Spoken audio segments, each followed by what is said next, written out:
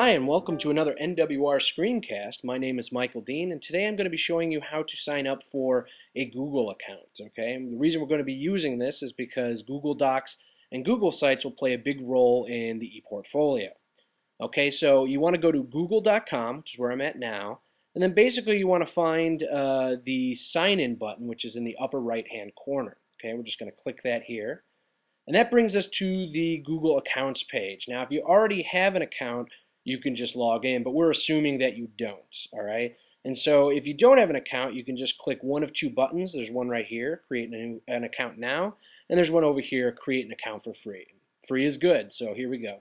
Okay, and so here we are at the account registration page. And what you're going to need are three things: a valid email, a password that you can remember, and your birth date. And this should be fairly familiar to most of you who have registered for online things like Facebook.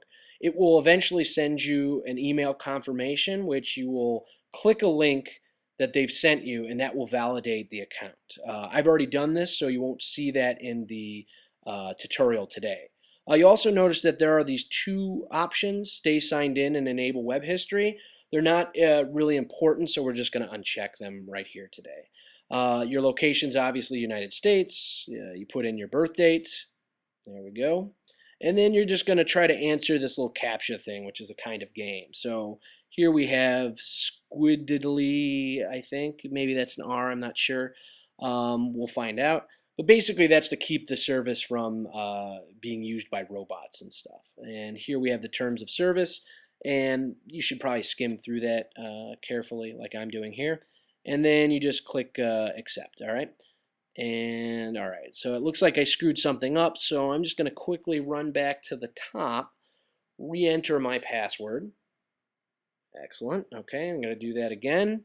And then I'm just going to go, this one looks a little easier, CAPTCHA, type and sue. So that's good advice, something to keep in mind. So remember, you're going to have an email. You should click the link and validate it, and then you're going to do these next steps. Okay, so here we are back at the Google homepage.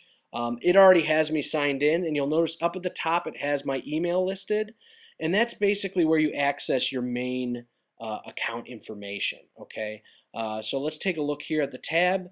Basically, it lets you create your profile, your privacy, and account settings. We're not going to mess with that today, but it's something you'll want to look at some point. What we're interested in is this More tab over here, and you'll notice all the different services that it provides, specifically sites and documents. And what we care about are documents. So go ahead and click Documents, and that will bring you to Google Docs, okay?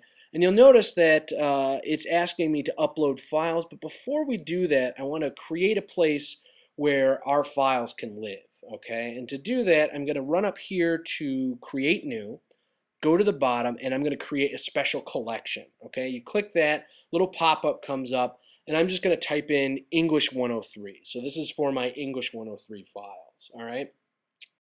Okay, we want to make sure that we have English 103 selected so that all the files that we upload end up in the English 103 collection. And so we just make sure it's highlighted, and then we go up here to Upload. Then I'm going to select File and find the paper that I want to upload. And see here we have example document. I'm just going to double click that, and you'll see it highlighted.